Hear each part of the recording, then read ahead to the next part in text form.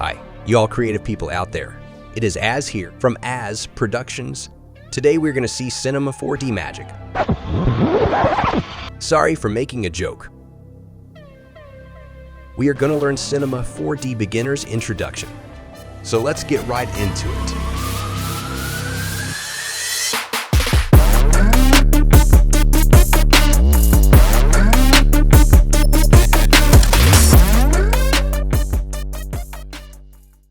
Chapter number 1. Getting started, so let's open Cinema 4D. So, this is the Cinema 4D interface.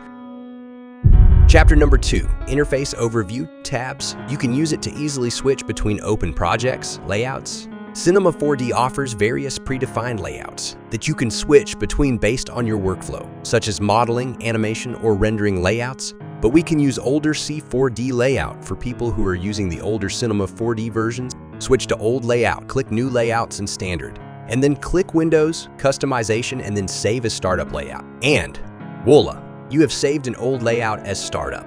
Menu bar.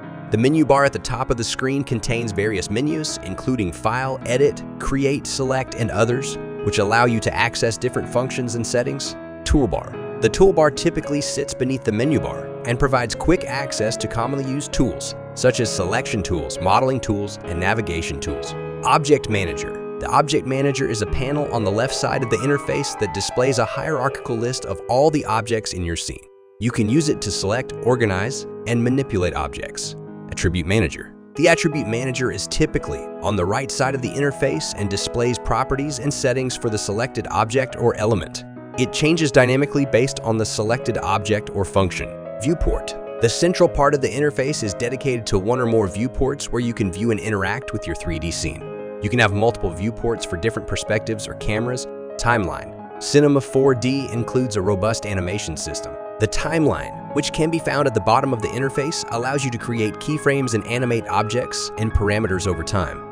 Material Editor. You can create and edit materials in Cinema 4D, and the Material Editor is a panel that allows you to manage and customize your materials and textures. Tools. Menu contains a variety of options and tools that you can use for modeling, sculpting, and working with objects in your 3D scenes.